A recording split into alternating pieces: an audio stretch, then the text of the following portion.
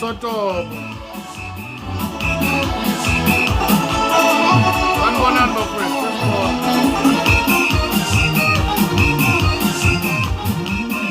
William Booth. So sharing life with Buffett. Like sharing life. Saskone Psuk. Sanbonam.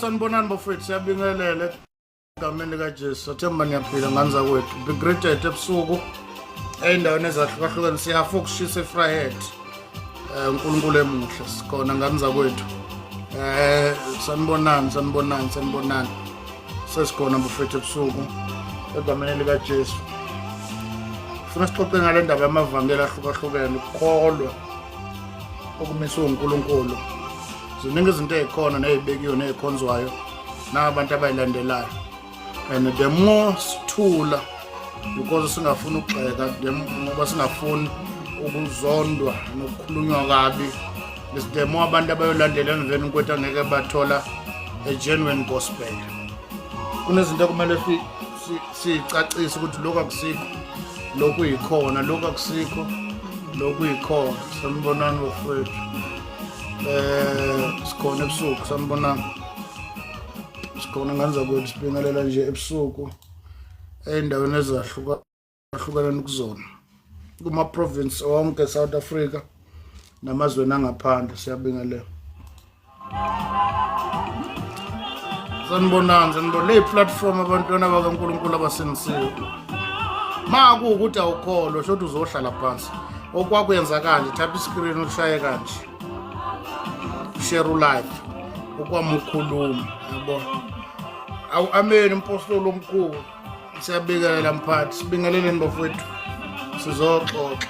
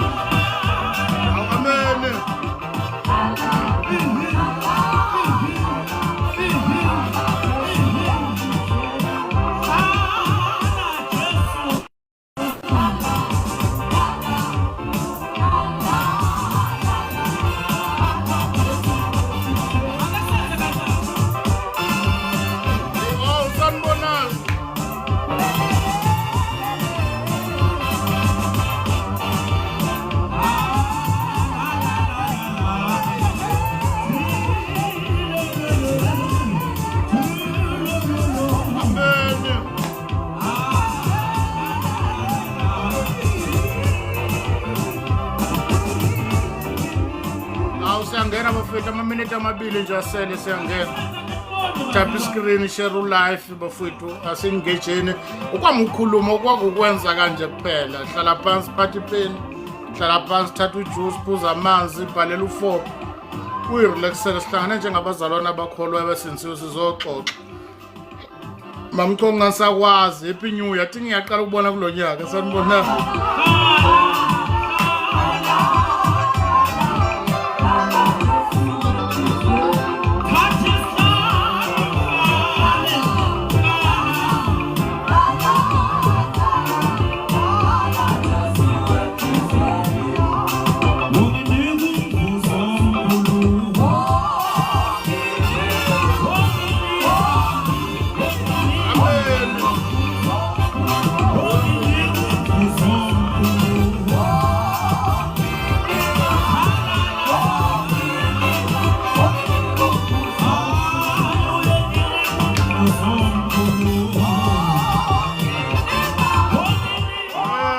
Sanibonani bafowethu, sanibonani ngameni likaJesu.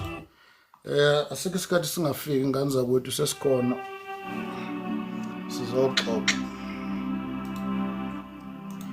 ebusuku. Sanibonani sibingelele endaweni zonke bafowethu enisibukana kuzona. Abakhona la South Africa nabangaphandle be greeted. Ngokwazi wani sibonga umntwana kaNkulunkulu osindisiwe. Sibonga kakhulu bukhona beni kule ndawo. Sihlangana njengabazalwane, sihlangana njengebandla, sihlangana njengomzimba kaKristu. Akukho ukutheni bafowethu okusha. Sizokhumbuza njengabantwana basekhaya. Nokuxwesana ke ensukwini esiphila kuzona ezimbi. Ngevangeli esilihlanganyela kanye nabangcwele. Namhlanje ebusuku sithi kunabantu abayoba necala because they've decided to keep quiet so that bayohlala kuma comfort zone empilweni zabo ngebantu. Kunabantu abangeke bacategorize njengamaqhawe because abafuni ukuvela njengabantu abagxekayo, bafuna ukuvela njengabantu aba-understand the gospel. Sizukulwane siyozalwa emveni kwethu bancane abeliqonda ivangeli ngezathu sokuthi abakhona namhlanje abakwazanga ukulimela. Kunezinto abasaba ukuyikhomba, kunezinto abasaba ukuyikhuluma ngezathu zokuthi bafuna ukuvela njalo njengabantu abangagxeki lutho, bakholwa ivangeli elimnandi elinconywa ngisho nayidakwa elinconywa ngisho nabantu abangakholwa bathi uyakholwa wena awufani nalabo ngeke bafethu, because the question engihlala ngiyibuza ukuthi yini into yayikhulunywa ngabapostoli eyayenza ukuthi bezingelwa baze babulawa? Yini into abayikhuluma? Ngoba abapostoli babulawela ivangeli, bazingelwa, ithi iBhayibheli banqunywa ngisho namakhanda because of the gospel. Now the question kanti bebethini, ikuphi lokho abebekusho? Hlala khona eshoba mphathi wami, ikuphi abebekusho lokhu kwayenza ukuthi bebulawa? Babulawa, bazondwa, bazingelwa ngesizathu sokuthi balimela iqiniso, abagcinanga kwaba into eseyindebeni zomlomo. Dasixoxeni bafowethu ebusuku. uNkulunkulu othi ongcwele ise uNkosi ethu uJesu, nguJehova igama lakho phezulu ezulwini, emkhathini emhlabeni ngaphansi komhlaba. Konke ukubonwa nokungabonwa, imibuso nababuso namakhosi, konke kwadalwa nguwe, kwadalelwa wena. Akuvela ngalutho Nkosi ngaphandle kwakho. Siyathandaza uNkulunkulu othi ongcwele ebusuku, ukwelekelela uMoya oNgcwele ephakathi kwethu, ukuthi konke sokukhuluma kule ndawo akusishintshe sonke, including nami nababonke abalalele. Izwi lakho liyenze litshale libe imbewu, lingasinikeza ukuthula size siphenduke. Bonke abathunyelwe kule platform namhlanje ebusuku ukuzodala ichaos, abanganayo inhloso yokulalela nokufunda, babotho ongcwele siyathandaza ukuthi amaplan onke abaze ngawo akukho nokukodwa kuyophumelela, egameni lika Jesu Kristu waseNazaretha Nkosi. Amen.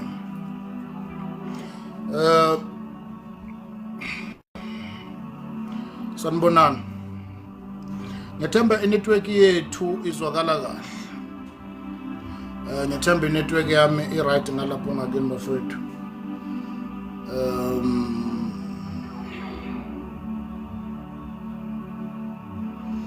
Ngethemba i-right ngalapho. Asifunde incwadi kaGalatians chapter 1 verse number 6. Incwadi kaGalatians chapter 1 verse number 6.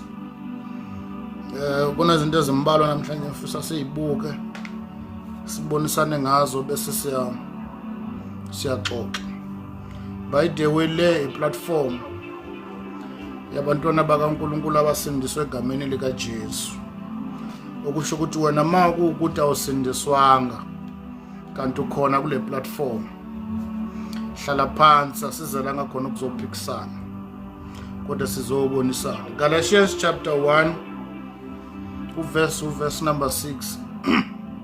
Uthi umpostoli Paul ebhalela ibandla laseGalatia uthi, ngiyamangala ngokuba niyahlubuka masinyana kangaka, yena wanibizela emseni kaKristu niya kwenye noma kwelinye ivangeli.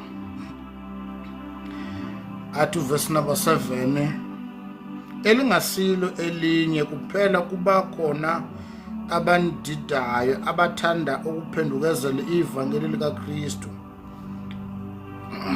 Sanibonani. Siyazi ukuthi kwakhe kwaba neziphithiphithi eziningi emabandleni aseGalatia because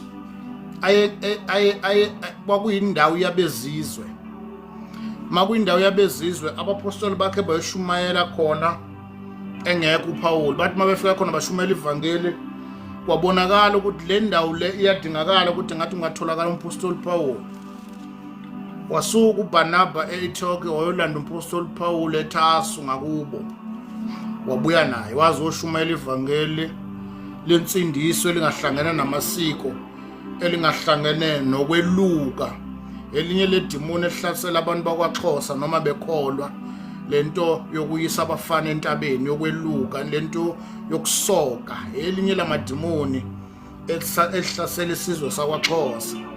Ngoba ngapha eKZN idimoni ehlasele amaZulu ipride, ubandlululo. AmaZulu noma ekholwa kufuna uNkulunkulu ayibulala lento yokuvela bengcono kunabanye abantu, ngoba noma besindiswe bekholwa kodwa you can feel it ukuthi yibona abantu. Kuhle makwenzeka kubantu abangakholwa kodwa kubi makwenzeka kubantu abasindisiwe ukuthi noma sikholwa yabona bazokutshela abantu abakhonza amabandleni la amakhulu enama branch endaweni ezahlukahlukene. You can feel it ukuthi noma bekhonza endaweni ehlukahlukene kofunakala ukuthi ama branch suka KZN afuna ukudominate because ibona abaphethe the true gospel, ibona abantu, the rest akunankinga. So akanankinga ukuthi uma kushumela bona noma ungatolikwana kodwa uma ukhulunywa izilimi akutolikwe. So ikhuluma ngomunye uChristmas le ye pride esizwe sakwaZulu, lento yempakamo, lento yobandlululo, lento yokuvela bengcono kunezinye izizwe esengathi ezinye izizwe ayidalangwa uNkulunkulu, zadalwa ngathi zaqhamuka enhlabathini noma zawa sisuka ngazi noma kanjani. Bese kuthi leli demoni nalo liphethe abantu bakwaXhosa, leli demoni elibi. That's why maybe 95% noma 98% yamaXhosa sindisiwe abanjwe yidemoni lokuyisa abafana ezintabeni. Kusuka omkhulu umsindo uma bangayanga entabeni bayokweluka, bayaligcina isiko, bayakucelebrate lokho, bambalwa bathi we are no longer doing this. As a result noma ngathiwa ke umfana kumele ayiswe esibhedlela kuzogolozelwe ukuthi ayiswe esibhedlela ngoba kumele isizwe noma endaweni yangakuba ukwazeke ukuthi lo mfana lo welukile, and uma engaziwa ukuthi welukile njalo uzocategorizwa njengenkwenkwe. So into enye izinto ebaphushela ukuthi baye entabeni noma sebekholwa besindisiwe ukuthi bafuna ukubonakala bangamadoda because ukuya entabeni. Lelo demoni liba controller noma sebekholwa. AbangamaXhosa bazovumelana nami abakhona la ukuthi lento noma ngathiwa iningi labefundisi nabazalwane bakholwa basindisiwe, ngiso nezinsizwe ezikholwayo ezinye ezihlala emagoli nje singakaze ziye entabeni zisuka elukuzaneni, zisuka emsebenzini zivalwa izikolo zibuyele emakhaya ziyokweluka. So ikhuluma ngomunye uChristmas. Now uma umpostoli Paul ebizwa eTurkey kuyindawo yabezizwe ebehlukile indlela ababephila ngayo, izinkolelo zabo zihlukile zingabezizwe, futhi ngamagama kwakabantu abafana nathi esinonkulunkulu bethu. Wafika umpostoli Paul wamemezela uJesu osindisayo, wamemezela uJesu okhululayo kubo. Kwathi sekuzwakala kwamaJuda eJerusalema nabaFarisi abesebekholwa, kodwa bathi noma sebekholwa kwakukhona lokho ukuthi ekukholweni kwabo kunezinto abebeyimisile ukuthi awukwazi ukusindiswa kodwa ungagcini isiko impilo lakwaJuda, njengokusoka, njengokugcina amasabatha, lezi zinto kuba ngumsindo ngazo ukuthi uma usindiswe phela kumele ukhonzwe ngesabatha, uma usindiswe phela kumele weluke, uma usindiswe kumele ukukhonza ugcina imikhosi yamadokodo, kanjalo lezi inkonzo ugcina imithetho. Lathi selishunyelwa ivangeli kwabezizwe sibemamukela uJesu, bezwa izikhulu zamasonto ukuthi kunabezizwe abakholwayo kodwa manje bakholwa ngomusa, kuthiwa abangeni ngomsebenzi. Bathi abapostoli besukile kulezo indawo behamba beshumayela ivangeli kwezindawo, kwasekuqhamuka izikhulu ezazisuka eJerusalem, ezinye zazo zibavakashela abazalwane basanda kukholwa. Zafaka elinye ivangeli elihlukile elenza abazalwane base-Ithoko noma abezizwe bekholwa ngemsebenzi, bangasakholwa ngomusa. Ngompostoli Paul meshumbeza abazalwane base-Ithoko wa-emphasize ukuthi everyone ongena in this kingdom akangeni ngoba wenze ini emqualifyisa ukuthi asindiswe, kodwa umusa ewanikelwa ngenxa yethu sonke. And so for that reason ke sonke sasindiswa because of that grace. Kodwa makufika amaJuda afika ayishintsha yonke lento yenza abawuhlweza, athi anikwazi ukukholwa uma ningakwezanga u1 no2 no3. Abanye baphambuka ezifundisweni zabapostoli, balandelela lezi inganekwane zayiqhamuka nabaFarisi namaJudaizers, all this kind of yabazenzisa bebesuka eJerusalem, yafika yaba nomsindo yokuthi abazalwane kwakhona ukwahlukana phakathi kwabo, kwakhona abafuna ukukholwa ngemisebenzi, kwakhona abafuna ukukholwa ngomusa, kwanomsindo. Yezwakala kubapostoli ukuthi mningi umsindo eseyikhona phakathi kwabazalwane. That's why mesebhala ke umpostoli Paul ethi la sifunda khona athi ngiyamangala bazalwane ukuthi senisheshe kakhulu ukuhlubuka emseni uNkulunkulu anibizela wona, nalandela elinye ivangeli lengamanye amagama, nalandela lezi imfundiso eyifike nalabo bazalwane. Besathi umpostoli Paul actually akusilo elinye ivangeli, ukuthi kunabantu abasuka phakathi kwethu bafika phakathi kwenu bafika bahlanekezela the true gospel, kunokuthi bamchaze noma bamcacise kahle uJesu, bafika bayihlanekezela ivangeli okuyilona lona. Angeze sibonele lento yokuhlanekezela so that will be able to understand ukuqonda lento. Incwadi yabaRoma chapter 10 verse number 9 elithi uma uJesu umvuma ngomlomo bese ukholwa enhlizweni yakho ukuthi uyinkosi yakusindiswa. Now ukuhlanekezela lokho ukuthi thina ke masisematendeni ke sithi ngiyakuvuma Jesu njengenkosi, ekubeni iBhayibheli lithi mvuma uJesu ukuthi uyinkosi, bese sithina sithi kancane nje kuba sengathi there is nothing wrong. Wrong for the fact ukuthi asenzi khona lokho iBhayibheli likushoyo. Uma uthi wena uJesu yamvuma njengenkosi, it means akusaseyena inkosi, umuntu ozenza benkosi. iBhayibheli lithi uma uJesu umvuma ngomlomo ukuthi inkosi bese uyakholwa enhlizweni yakho ukuthi uNkulunkulu wamvisa kwabafileyo uyakusindiswa. Usethi uPaul ke bafikile ke phakathi kwenu abahlanekezela ivangeli bayenza nina nihlubuke evangelini okuyilona lona safika sanishumayeza lona, nilandele ezinye izifundiso. Sondele duze kwami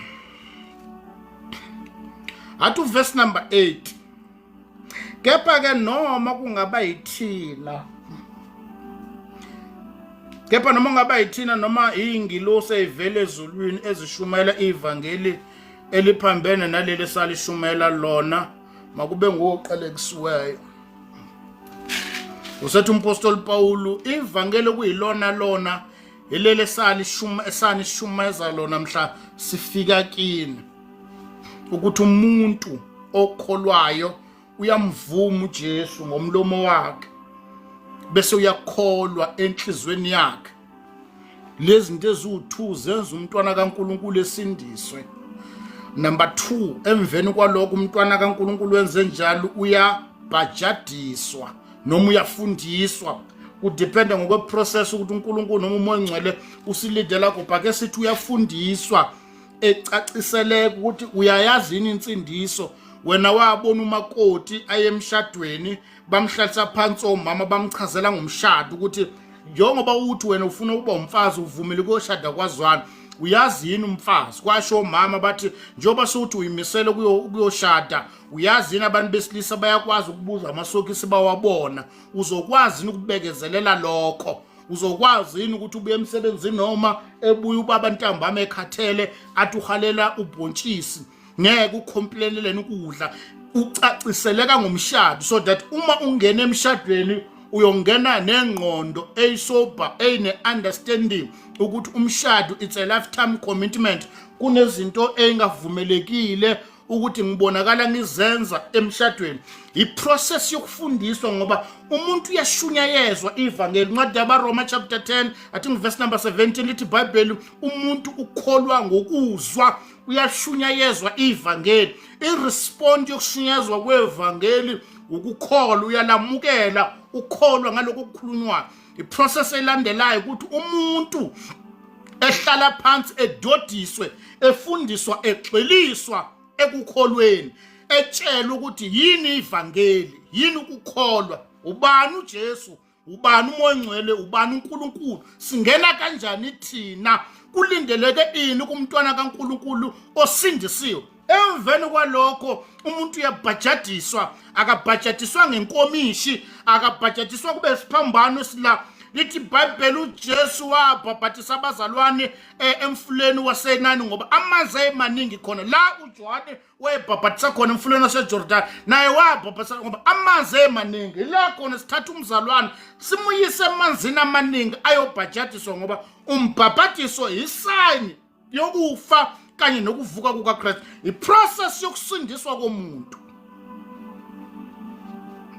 Kodwa ke kunabanye abasebalihlanekezele lelo vangeli ukuthi umuntu uyashunyayezwa. Siqhamuka nabazalwane abathi mina ivangeli anishunyezwanga muntu ngamukela uJesu ngisendlini. Akusilona leli vangeli, asikaze sambona noyedwa eBhayibhelini. Ngisho nompostoli Paul uqobo lwakhe wahlangana noJesu. uJesu wayishumezela yena umpostoli Paul, walicacisa ivangeli waphenduka waya eDamascus wafika khona wahlangana noAnanias wabhajadiswa wanikezwa ithuba lokufunda. Sebafikile-ke abahlenekezela the true faith, indlela yokukholwa, bakhanda amadabulaphu ayisa abantu ensindisweni abayimisele wona angamiswanga abapostoli. Everyone ekhathini zabapostoli sibona usindiswayo ayobhajadiswa, sibona usindiswayo eresponda ekumenyezelweni kwevangeli. Namhlanje abazalwana bakhona bayayitwista bakhanda ama-shortcut so that everyone eyibona ephakathi esindisiwe kodwa angangenanga ngesango lokwamukela uJesu ekukholwa noma loku-accepta isiphiwo somusa esivela noKristu ukuthi wehla wafa endaweni yethu. Bonke abakholwa nguye abayekubhujiswa abayekufa naphakathi kukhandwa amadabulaphu. That's why sinezangoma, sinabantu bakwaShembe, sinabathakathi abayibiza ngabazalwane ngoba kunale process yokungena ensindisweni ekubalekelweyo nesengathi into endala, kanti by so doing uma sesikhanda amadabulaphu afaka abantu ensindisweni sigcina siba nezitabane nezinyanga nezangoma ezibiza ukuthi zisindisiwe ngoba wonke umuntu obiza igama likaJesu uthi uyakholwa, kanti akusikhona ukulibiza igama, indlela ofike ngayo egameni. Sebahlubukile umpostoli Paul ubazama seGalatia ngiyamangala ukuthi senihlubukile nalandela elinye ivangeli. Namhlanje sinevangeli eliqhamuka ngendlela ezahlukahlukene yabazalwana abasindise endlini balele. Mawuthi yabachazela athi phela uhambo lwami noNkulunkulu asiliphikisi kodwa indlela kunendlela ebekwe ngayo umzalwane eshunyezwa ngayo. Bonke abapostoli nabazalwane bonke abaresponda kuvangeli, akekho noyedwa kubazalwane nakubapostoli ewakhe washunyezwa ivangeli lendlini. Matho siyabacacisela bakhona namhlanje bathi uJesu wabavakashela endlini kwasho kwacima kwasalibani ukuthi but akusiyona indlela. Balala ngomhlana athi indlela zethu zokuya enkosini ayifani. Hayi ziyafana iyodwa indlela eyisabantu enkosini uJesu. Uthi uJesu imini indlela neqiniso nokuphila. And uma uJesu ungakazi uma mamukela noma ngathi unesembathu noma uthi ufaka isuit noma ufaka u3-piece noma uthi unezambulo noma kuthiwa ubuye eBible school noma uthi ufaka imjiva noma uthi isikhulu sesonto, indlela eyifaka abantu embusweni uKristu. Uthi John 14 imini indlela neqiniso nokuphila. And ngaphandle kwami akekho yakubaba, akekho umuntu osindisiwe uma uJesu angamazi. Anginandaba nokuthi umchaza ndlela, anginandaba noma uyamazi ngesiGreek umbiza ngoYahweh noma umbiza ngoYoshua noma umbiza ngoMessiah, kodwa uma ungakaze wamamukela noma wamukela isiphiwo somusa, you are not a Christian. Izinto engacaciswa sibithi butha amabibi azokhonza kanye nathi. Iprocess yokuqala engabe yenzeka uma ngamaSunday, uma uthi asikhonza ngamaSunday noma yini, makufika umzalwane umbuzo oqala okwakumele simbuza wona before sizoncoma ivoice yakhe, before sizoncoma ushumela kwakhe nezambulo zakhe, kwakumele sibuze nje wakho wabuza uPaul uthi kodwa niyakholwa yini? Uma bathi bakholwa sithi namamukela yini umoya ongcwele. Uma bathi bamamukela sesibu nakholwa ndlelani? Umuntu umele asichaze uma uthi usindisiwe usindiswa ndlelani? Yiphi iprocess yokusindiswa kwakho? Izinto eziningi labasayigwema abasabuzwa. Fika namhlanje fika lapha athi ngisindisiwe, ngeviki elizayo unikeza ama microphone seyacula. Uyumuzo semela phambili echaza ivangeli lakhe. Ngoba sesinabazalwana abangafuni ukumemezela the true gospel bamisa ivangeli abayikhethelelo nabona, including nabashumayeli bethu. abayinaki iprocess yokusindiswa komuntu. Le bandle la kukhonza khona kwagcina nokubuza umzalwane ofikayo kuthiwa usindisiwe yini, athi yebo wasindiswa ndlela. Why uthi usindiswe ndlelani ngothi sindisiwe? Wamamukela yini umoya ongcwele. Kunabantu abangazi noma banayo noma banaye.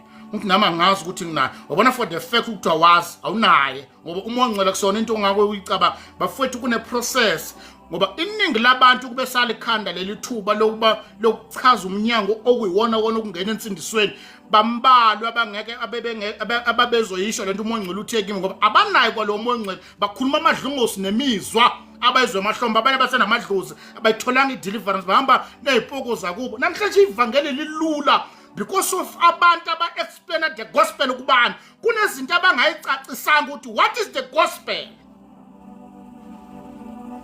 but everything is okay. No, it's not okay.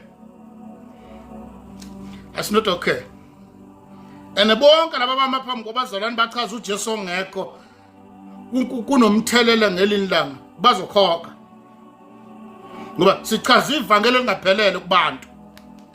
Sinomama abadala besindisiwe abasoloko betshela abanye abazalwane akunankinga kwambula amatshe, akunankinga kwenza ukuthi umuntu lo mzalwane wasindiswa ngokomqondo wakho kodwa kuna process yambalekela ileyo kugxilisa okukholweni ngoba akekho umzalwane wangena kahle ngomnyango ongakwazi ukuphinde ephuma. Bathi bephuma bawu58 wathi umpostoli Paul Petru etshela uJesu athi we have discovered that you are the source of life. Into sayibonayo asikulandela ngenxa yezinkwa, asikulandela ngenxa yokubizwa ngokuthi we are the disciple of Christ, but we have discovered also that you are the source of life. Now sinotice ukuthi noma kwathiwa siyathanda ukusuka masikhuluma ngempilo ikuwe sinabazalwane abangakwazi lokho abamela ngokukholwa nodumo nokucula kubo nje ukukholwa kuukucula mangathiwa kuvala ama sound system bangacula kushintshwe ngeke baphinde bekholwe. Why? Because ivangeli abatholanga lo. Umpostoli Paul ngiyamangala ukuthi senishesheka ngako ukuhlubuka evangelini nobizo uKristu wanibizela kulo nahlubukela kwamanye amavangeli. Usethi uPaul uma kukhona umuntu onishumeza ivangeli singanishumezanga lona lo muntu akube ngoqalekisiweyo. We don't care noma ngathiwa yingilosi esuka ezulwini noma ngathiwa yithi uqobo lwethu esifike satwista yonke lento samisa another gospel asibe ngoba qalekisiweyo because ivangeli sanitshela lona leli lokuthi umuntu uvuma ngomlomo inhlizweni yakholwa. Wathi uJesu kuMateyu chapter 28 athi hambani izwe lonke nenze izizwe abafundi okholwa nimbhabhadise nibafundise ukugcina konke enganiyala ngakho.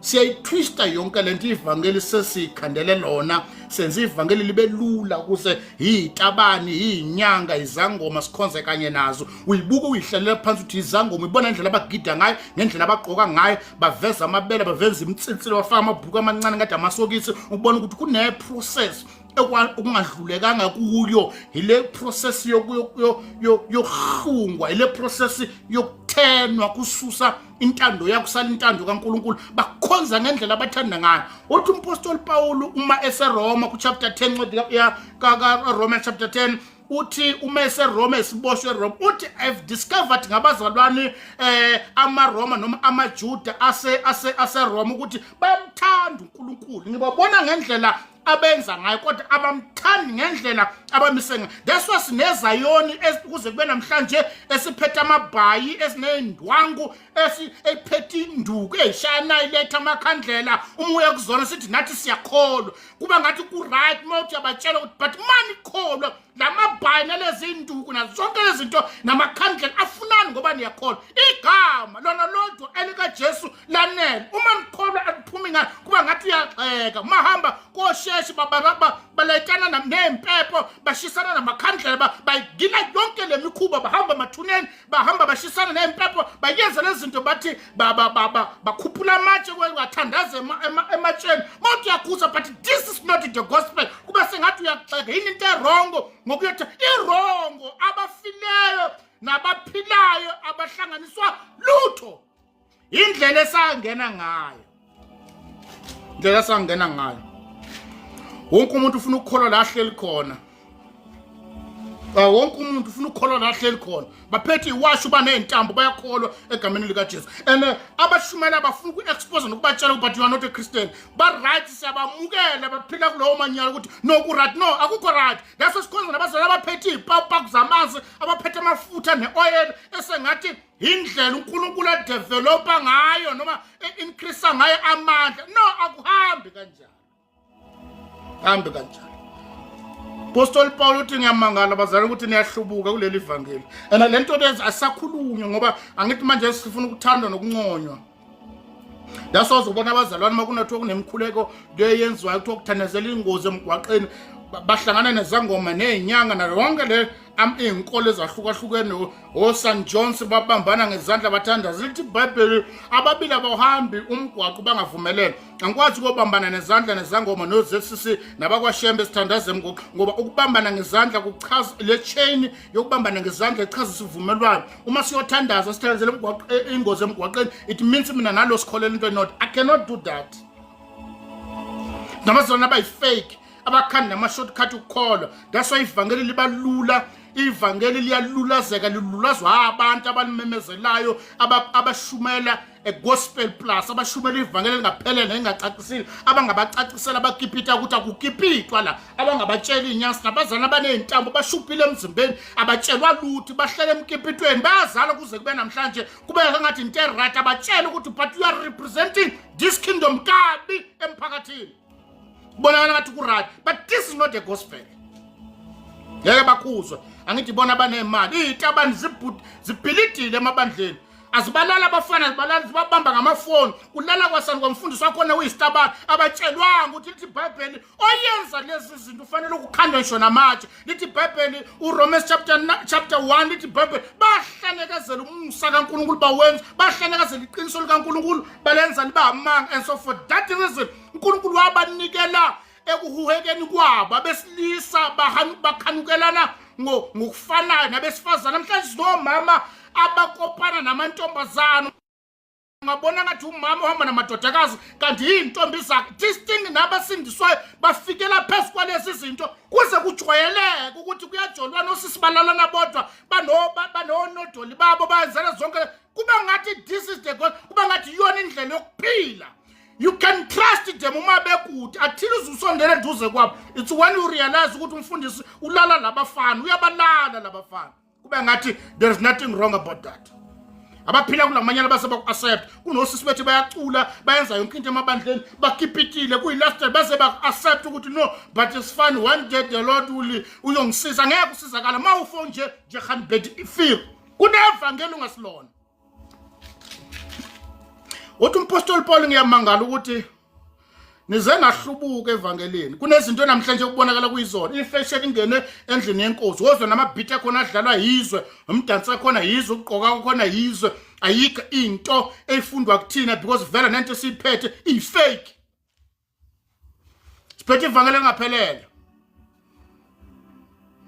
Philip chapter 4 verse number 4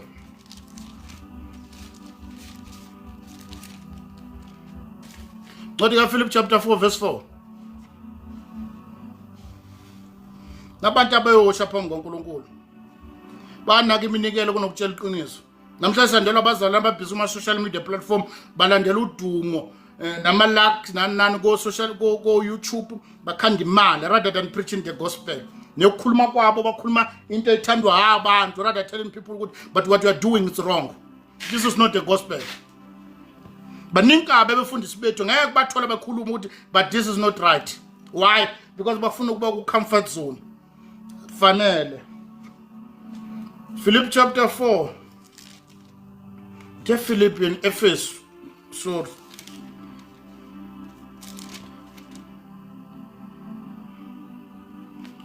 Ephesus chapter 4 verse 4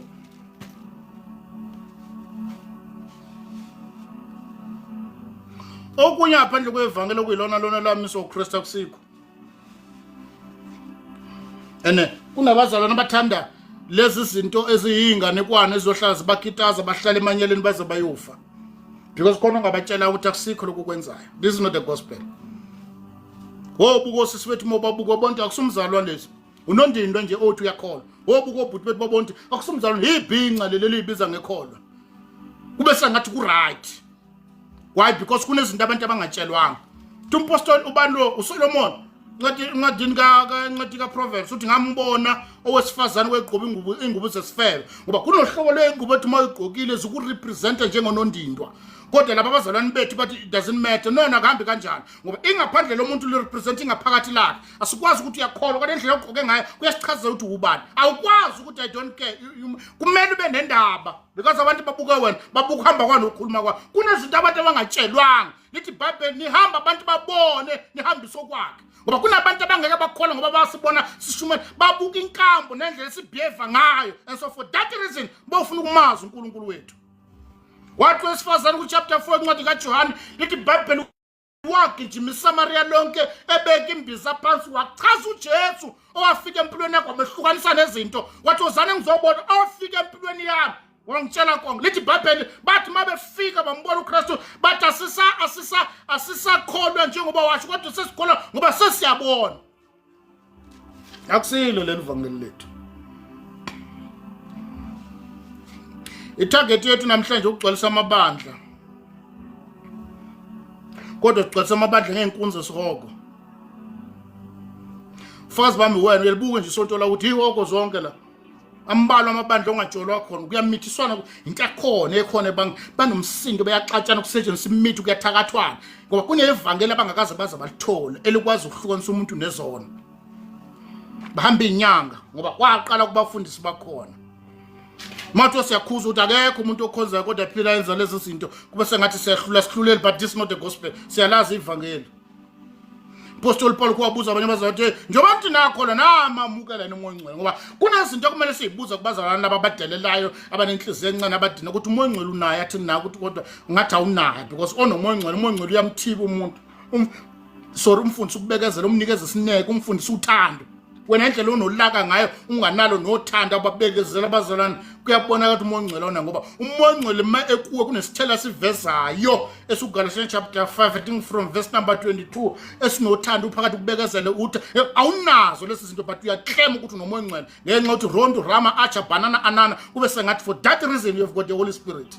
Kunezinto abantu angeke sibatshele zona ngoba sibalekele membership. Kodwa iqiniso uyazi labo mama enikhonza namhlangana ngolosine banenhliziyo and yet they are claiming ukuthi bangabazalwane. No, you can't. Kunezinto manje kumele iphumele obala. Bantwana bakaNkulunkulu bephumele obala ukuthi asibazi laba endle ababheka ngasibazi. Asikwazi uentertainer lezi zangoma egcwele kuma social media platform esengathi wonke umuntu umzalwane. Makumele sibatshele but this is not the gospel kuba ngathi siyahlulela. Kunezinto kumele sichaze ukuthi abantu abasindiswa bakhuluma kanje. Abantu abakholwayo abakhuluma kanje. Abantu abasindiswa abagqoki ngalendlela. Abantu abasindiswa abakhokhisa umuntu for the gospel. Akekho umuntu kumele akhanyiswe makudlwendi nokholwa. Once umuntu wanikhokhisa umathi ngumthandazi that is a sign ukuthi abaveli kini. Uchapter 10 ncwadi kaMateyu lithi iBhayibheli wababiza uJesu abayishumi wabanikeza amandla phezulu komoya wathi kubona ekhambeni kweni ningayi emzini abezizwe kodwa hambane emvini zakwaIsrayeli lahlekileyo wasethi kubona niphiwe ngesihle nani mngisani ngesihle wechaza ukuthi ayikho into eninayo eniyikhokhele kumahala enikuphiwe umthandazo ideliverance everything is for free so let no one pay for umthandazo.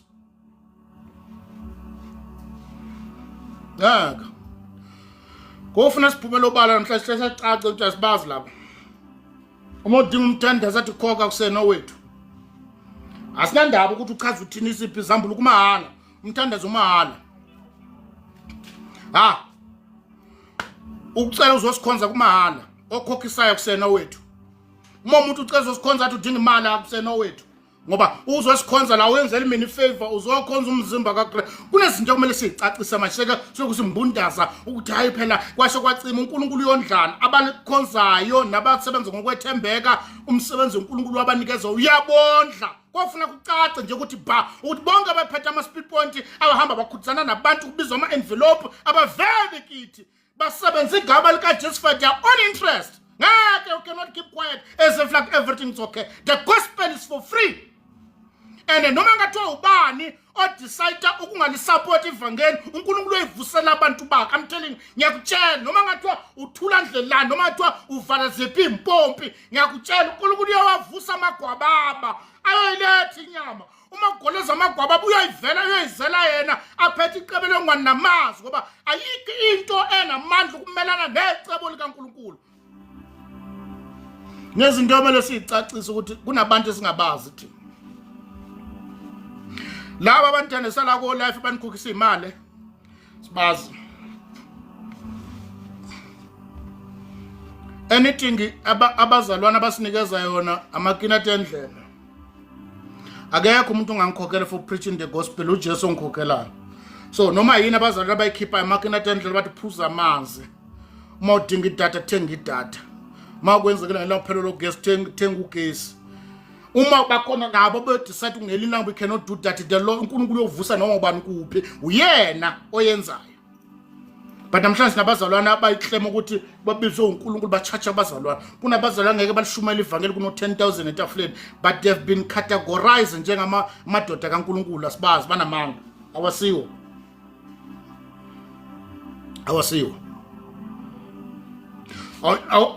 Imagine umpostoli Paul uthi bayamcela zobakhonza mhlambe Efeso athi ukhona 10,000 ngizolala ene BNB. This is not the gospel. Umpostoli Paul ku chapter 5 incwadi kaGalatia incwadi kaPhilip chapter 5 verse number 2 mawubekini lomqondo wakhona na kuKristu Jesu owayethe uNkulunkulu wazehlisa wathabatha isimo sokuba incike wabekezela kwaze kuba sisiphambalweni kwaze kwasekufeni yebo kufa kohlazo. UJesu uma efika endaweni wecinga intaba la wezolala khona labo bathi bayamazi babizwe uye namhlanje abasayingeni uma befika endaweni bafuna ama 5 star bafuna ama hotel yethi bathi bayamazi uJesu namanga. Kunendawo la khona bangakwazi ukufikelela kuzona ngoba awunamali. Kumele kwazi inumber yakho ukuthi nabantu abangakanani awukwazi ukubiza usibani bani ngoba phela uzokwazi kuma affordani kanti usebenzela muphi umbuzo. Kulula kulabashumayeli bethu uhamba boshumela enyangeni because kunemali. Kulula kubo ubona bahamba begaxane nezangoma because zinemali. And yet kumele accept ukuthi babelonga kulombuso. They are not. Abasibona sibazi lapha. Kwisikhathi manje ukuthi siloku sifihla sithi everything's okay, it's not okay. Umpostoli Paul ivangeli kaNkulunkulu yahlanjalazwa kwabezizwe ngenxa yenu. Why? Because sinabantu abayiklema ukuthi bangabazalwane yet ibehavior yabo nokuyiphatha kwabo akufani. Namhlanje ivangeli yahlanjalazwa. Obaba bethu abashaya oma bethu emshadweni babashaba baqhaphaza babhangana namantombazana kube sengathi kuright ibandla likwazi lokho kumbozwa abanyana kamfundisi olala nezingane esontweni kumbozwa kungakhulunywa ngoba baprotecta isithunzi sendoda ephile emanyaleni abanandaba nemphefumulo elimalayo kuba ngathi imali lento ikhulunywa kwehlisa isithunzi akanandaba ukuthi imingake lamagosa nabaseyikhundleni abangamanyala kwabona abanandaba nemphefumulo eyiwayo engeke iphindi ikholo ngoba yalinyazwa indoda endala ekholwa iphile emanyeleni esangathi yivangeli to protect isithunzi asemvikele isithunzini sakhe kungabi nandaba nomphefumulo kuvikela indoda ephile emanyeleni lamasonto lavikela impisi elimaza amazinyane esibayeni. Wathi umpostoli Paul etshela uTimotheo uthi uma ilunga ebandleni lona lidiscipline phambi kwamanye amalunga so that nabalalele besabe bakuzwa labethu. Cabangela isithunzi sakhe kunemimoya edukayo ngoba ilinyazwe lomzalwane. Uma mfundisi labo mamfundisi belaba bapende imlomo ngathi amavampire babalimazile abazalwane baphuma baphela ngoba uthi isonto lika myeni wakhe lelo ibona bayakhalela isonto kwasho kwacima uxoshe kwasana. Mfundisi uyasaba ukuyikhuza lenkunzi yakwakhe ngoba phela kwasha kwacima uncamela ukuthi akulimali imphefumulo yoshona esogweni esala nevampire lakhe. This is not the gospel. Not the gospel. Nezinto kumele sichaze. Nawo ushada unkosikazi wakho ufuna umchazela ukuthi wemama umnkosikazi kwazwana unezi kwakho kwazwana uphelela yabona lana ke ibandla likaNkulunkulu ke leli awukhuluma imizwa yakho awusuthwa ubhontshisi ukhuluma noma kanjani phela ngoba wehle wenyuka ubodla phambi komzimba kaKristu. Leli ibandla likaJesu yena umnikazi walo awukhuluma ukucabangana awuphathwa isisu uzosuzela phambi kwebandla likaKristu akwenziwa ke la gcina emzini wakho ungazokhiphela istress uthi mina ngizobatshela mina akwenziwa la asilone lami leli likaJesu ngeke bakusho ngoba basaba amakhosikazi abo kunokusaba uJesu. Saba uthi ngenzele ukuthi ube nokuthula ibandla likaNkulunkulu belidabule phakathi yena nomndeni wakhe, ingane zakhe ziyi-chaos, zimithisa kwasana ebandleni. Ingane zabefundise ngabafana ziyabamithisa amantombazane, ngeke ukukhulunywe nazo lezi ikhohlakalo zamakomitini, ngeke bayikhuza lento yale mphefumulo elimalayo. Zibashintshe zabashintsha, ngeke bakhulume, umfundisi uzophatheka kabi. Ephesians chapter 4 verse number 4. Apostle Paul uyamangala bazalwane ukuthi senishesheka ngakuhlubuka evangelini nabezalwa kulona. Nako amanye amavangeli kuthulekile akukhulunywa lutho. Nabakhulumayo yabona, after kune video engiyenze la, baningi abantu abangisendele amalukuzana wathi khola, abangisendele ama voice note, abangisendele ama screenshot, abangisendele khona nje omunye obhalela athi le ntombazane ngangithandana nayo, uNkulunkulu ubonga uNkulunkulu athi le ntombazane ngangithandana nayo.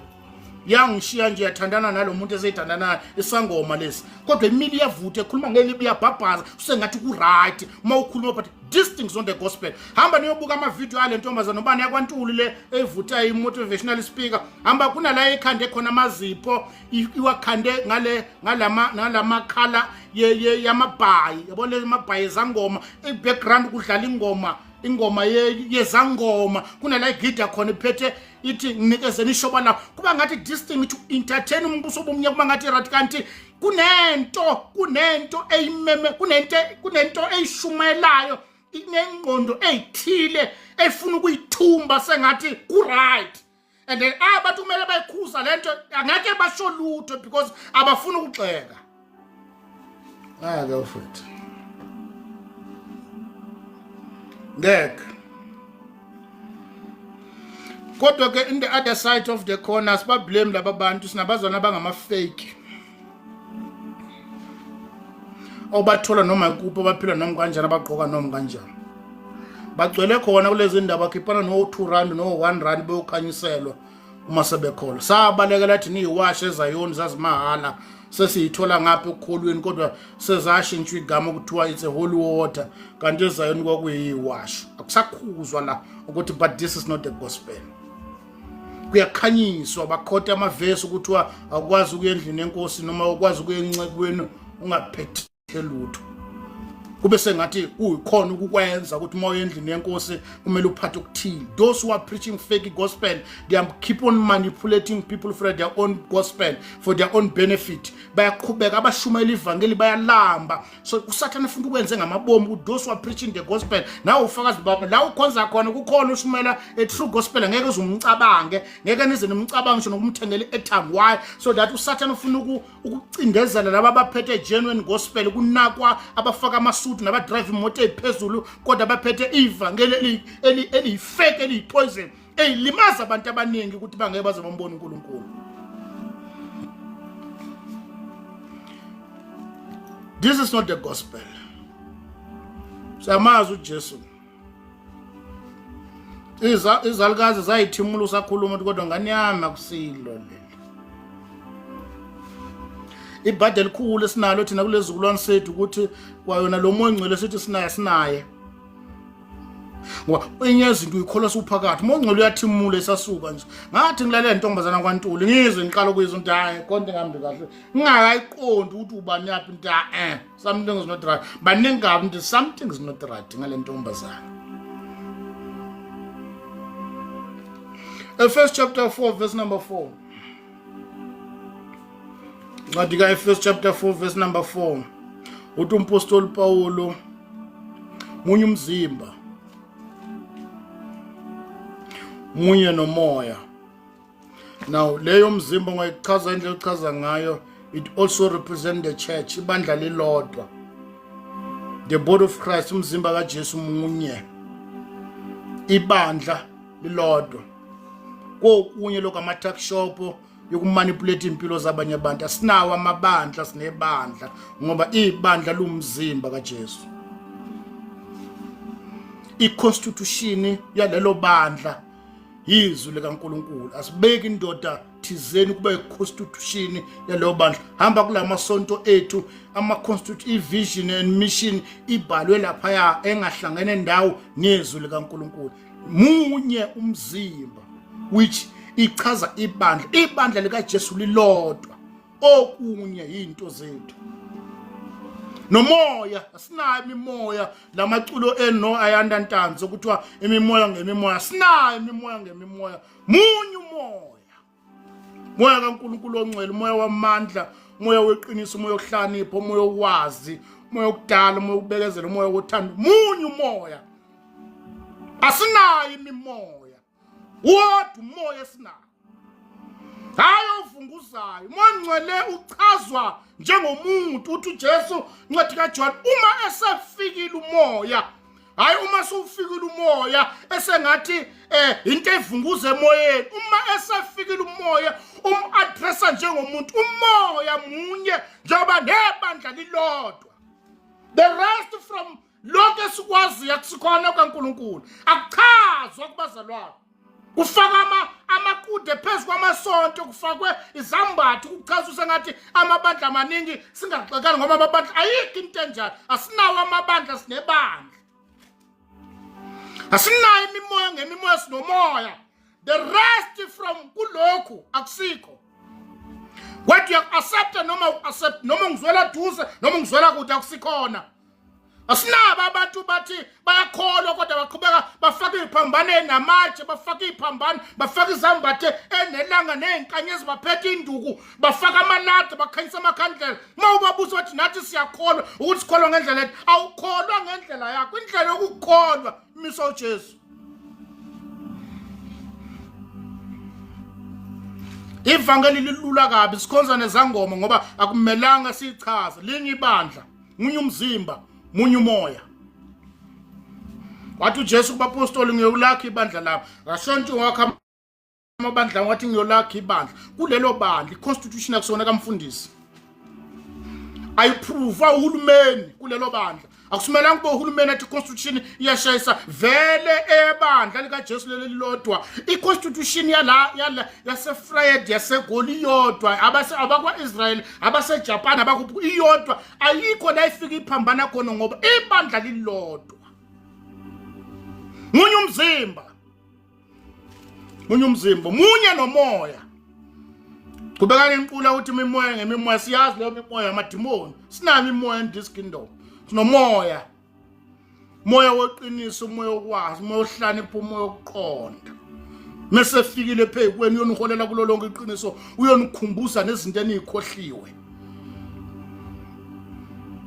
asinayo imimoya abazalwane abashaya amahlombe ethiwa imimoya yavuka sinazo lezo zinto asinayo amadlingozi asinayo futhi nomoya ufika empilweni yomuntu ungakwazi ukumfundisa ukugqoka ukukhuluma nokwenza ngoba akekho nomoya kaNkulunkulu ngeke ukwazi ukumsebenza umoya ongcwele khona kuwe udila nawe andi ukuthi akutshela ukuthi obani Rika Rondo Rama Acha Banana Anan kumele asebenza wena ngoba ufika njengesihlahla kuwe uma sitshaleka bese siveza izithelo umoya ongcwele simuzwa ngezambulo kumuntu iBhayibheli umoya ongcwele simbona ngesithelo ukuthi ukhona kuwe sikubona ngokubekezela ngothani ngokubheka kade kanjalo impawu sokuthi wena nomoya ongcwele kodwa ivakela namhlanje umoya ongcwele ubonakala kubantu ngezambulo akusilo ivangeli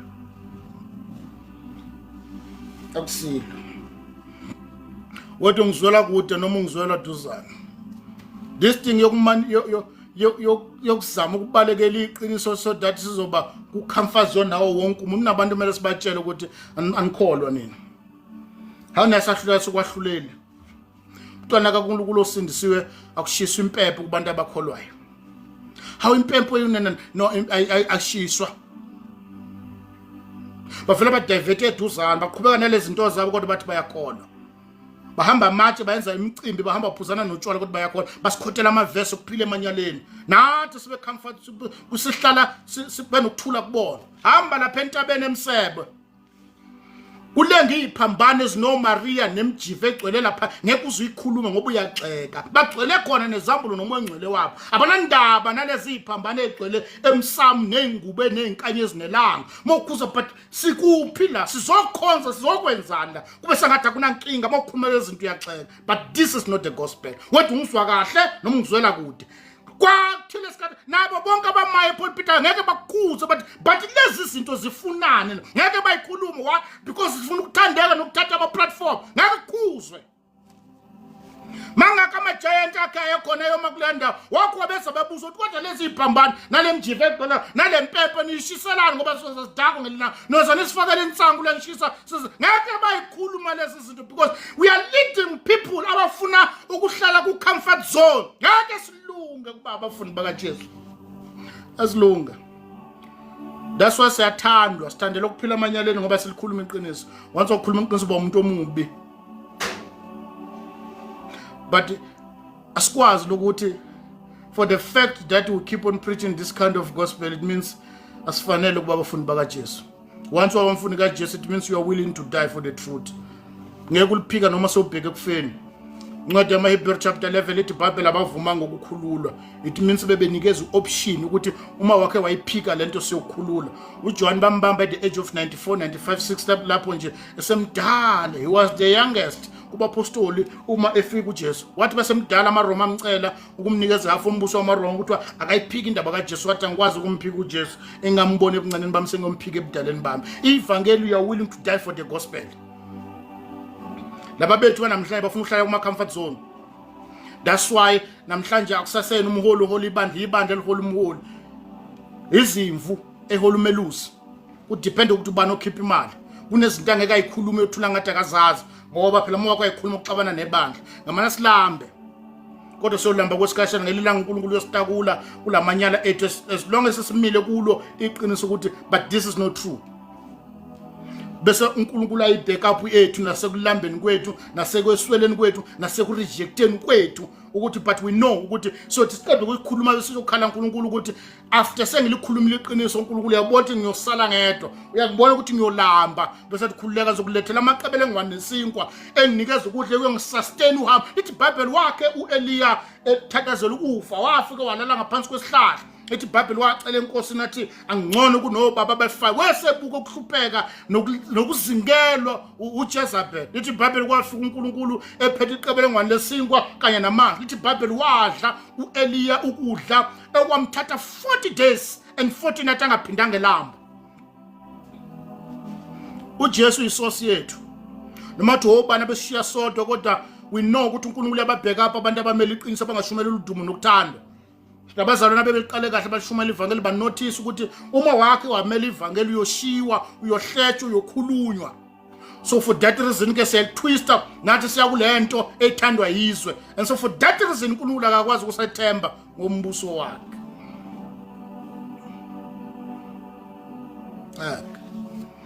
Ngeke unezinto emele sikhuluma kulezi insuku namhlanje. Ukuthi batakusilo lela. Kanjani uyaxeka kusilona. Bakwazi nabakwashembe namhla basensiko bathi basindiswe belenga izithombe zikaShembe emqaleni moyo batshada kodwa Nicole bathi uyasahlula yenye inko bathi uNkulunkulu bayafana abafani. Lo khonzwe nina nalo. Kunezinto siphetha ama-fake bafutha kanjani kanjani lento kodwa siphetha abazalwana abangamagwala kanjani amagwala noma fake noma yini.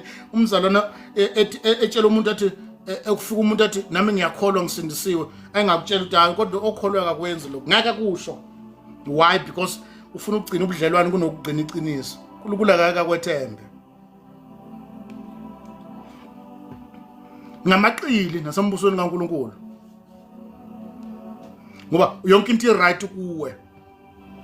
Bangaka abantu baziya baphila amanyala phambi kwakho. Bangaka amantombazana asindisiwe abangabangani bakabathi basindisiwe kodwa bayakipita bahlala wakwamtshela ukuthi ngoba uyakholwa wayophila lempilo ngikukusho yazi why? Because awufuna kuzonda. Uyiqile embusweni kaNkulunkulu. uNkulunkulu ngeke akwethembe. Uphila double life. Bangaka abantu kwabatshela ukuthi kodwa mawukholwa yena uthanda izinyanga. Cha umuntu nomuntu ngosema uyoyibonela ngeke uyibonela. Kumele umtshela kuze ukuthi kona usenomzalwane wena. Why usho kanjani umzalwane akazihamba inyanga? Why uneyintambo? Why ufaka iphandle? Why uphithizela kangaka ekhaya kini mawuthi kunomsebenzi uthengana nenkomo uthengana notshwala? Why uyiqile uma ukholwa?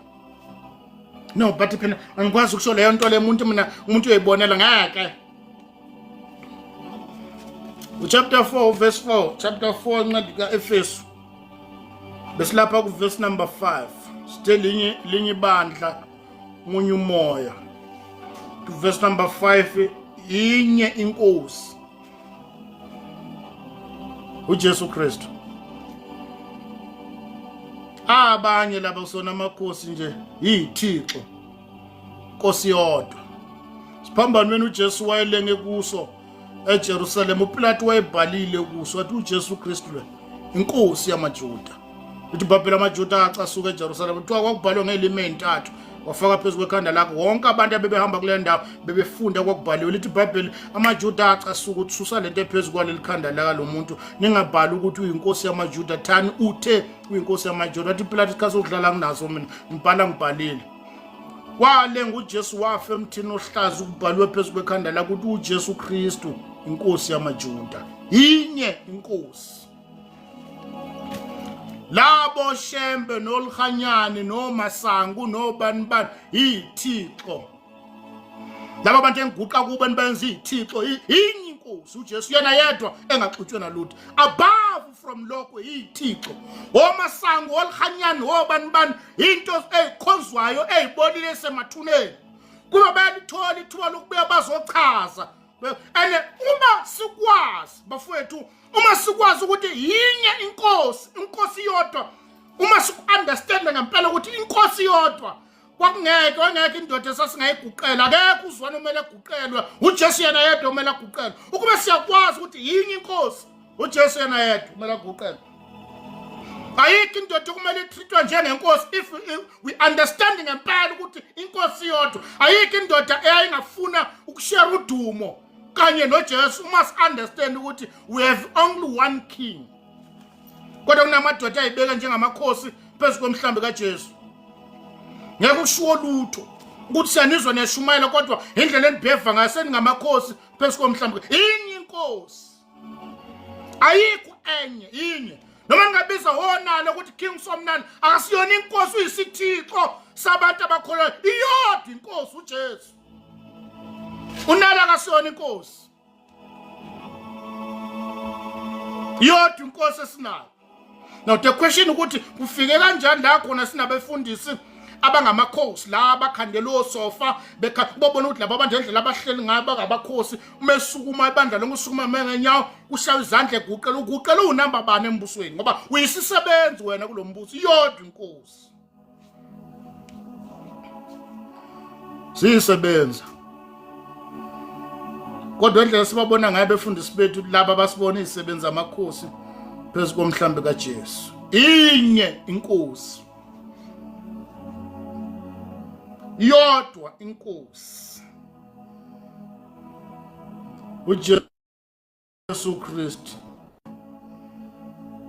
lo wadabula izulu asuke ezulwini ezemhlabeni lithi iBhayibheli wayengulizwi mhlaba ongakasekela amagquma nemifula intaba nezinkanye zingakabe bikho wayekhona konke kwavela ngaye mhlaba esiubona lokubonwa nokungabonwa kwavela ngaye yona inkosi uJesu mina indlela neqiniso nokuphila akekho yakubaba ngaphandle kwami uJesu okholwa yimi noma efa wophila yodwa inkosi imele ekhuthanyela ikhonzo iBhayibheli uchapter 2 uncwadi kaGalatians lithi chapter kaFilipi lithi iBhayibheli wa mawubekile nomqondo wakhona nakuKristu Jesu wathi inkosi kodwa wazehlisa wathi uNkulunkulu wazehlisa wathabatha isimo sokuba inceke wabekezela kwaze kuba sekufeni yebo ukufa kwesiphambano lithi iBhayibheli ngaleso sizathu uNkulunkulu wamnikeza igama elingaphezulu kwamagama ongukuthi abasezulwini amadolo noma nezilimi ziyovuma amadolo eguqa emhlabeni ngaphansi komhlaba izilimi zivuma ukuthi uJesu inkosi iyodwa inkosi uyena ofanele ukutuswa uyena ofanele ukukhonzwa iyodwa inkosi ushemba kasona inkosi usithixo iyodwa inkosi ufuna sibatshela nabefundisi bethu ukuthi kodwa nina niyithixo phezulu kwebandla likaJesu yodwa inkosi Kubeka lapha ku verse number 5 uthi inye inkolo we have only one faith sinazi inkolo sikwazi ukuthi sinezinkolo sinezinkolo zaseZayoni sinezinkolo kuthiwa kuneZayoni ezisindisiwe nabasesheshi basindisiwe. No, asinazo lezo zinto. Nabasindisiwe, asinazo izayona ezisindisiwe, sinabantu abasindisiwe, hayi izayona ezisindisiwe ngoba uma uthi wena kunezayona ezisindisiwe, it means izayona ezisindisiwe. Because that's why ukwazi ukuhlukanisa ukuthi yilezi izayona ezisindisiwe. Ayikho into enjalo. Categorize ukuthiwa sinamazulu asindisiwe. No. Umpostoli Peter uthi nina uthi beka kanjani nina nobupriest bobukhosi. Sizwe singcwele. Ningasona isizwe kodwa nezona abayisizwe ukuze nimemezele umbuso walo wanibizayo. Now ke sithathwa from amaXhoseni amaTsonga namasuthu abapedi sihlanganiswa sikhandwe siba yisizwe. Sasikwazi kuba amaZulu namaXhosa. That's why the Bible akusekho Greek nomJuda kwaba kuKristu Jesu. So ukwazi ukuthi masila sekuthiwa siyizayona esindisiwe singamasheshi asindisiwe ayikho into enjalo. Sinabantu abasindisiwe. Finish. Kodwa kunabantu abasoloko sifuna si-entertain lento ukuthiwa kunezayona esindisiwe. Azikho izayona esindisiwe ngoba angeke nomZulu usindisiwe. Umuntu osindisiwe uba umntwana kaNkulunkulu osindisiwe. Now we'll keep on entertaining this thing kuthiwa amabandla wanankinga sinandaba amankinga amabandla abantu izwe ukuthi abasindisiwe musu ukufuna ukuyihlukanisa le yakho ukuthi thina siyilezi izayona ememezela isindisa ayikho into enjalo. Ngoba why? Because abazana bafuna ukuphuma. Abantu abasindisiwe abafuna ukuphuma kulezi zinto, bafuna ukukhonza uNkulunkulu belapho. Ube sengathi everything is okay, is not okay.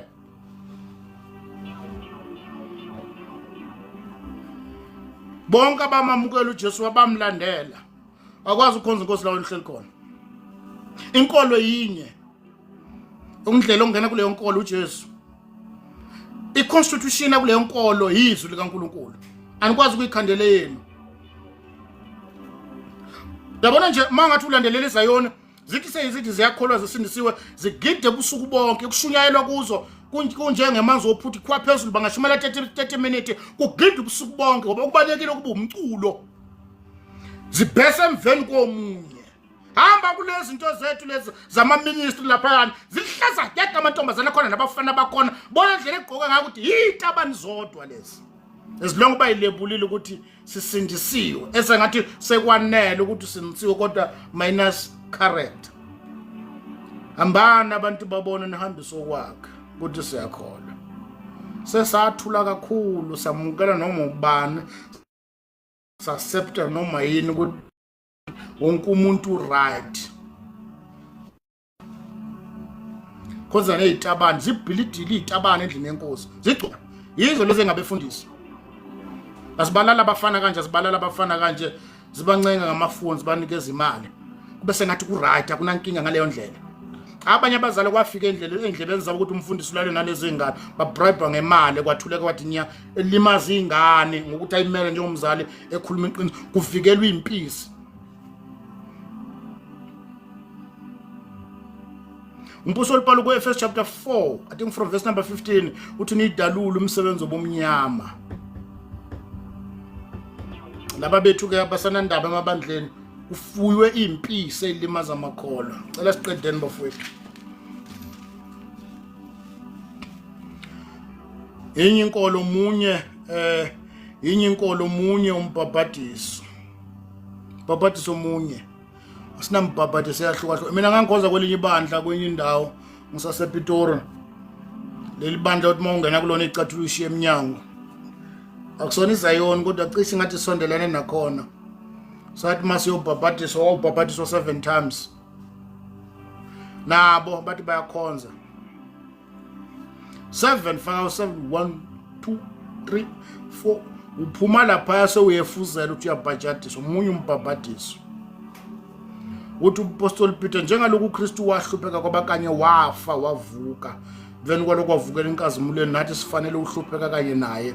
Siphinda sivuka kanye munye umbhabhadiso. Umuntu angangeni kathathu emanzini Jesu akafanga kathathu wafa kanye ngoba umbhabhadiso uyisign yokufa kanye nokuvuka kukaJesu. Umpostoli Peter embhabhadisweni asikhona ukuyogeza insila kodwa kuyocela unembezo omusha. Munye umbhabhadiso. Kulo mbhabhadiso ubhabhadiswa ngenkomishi.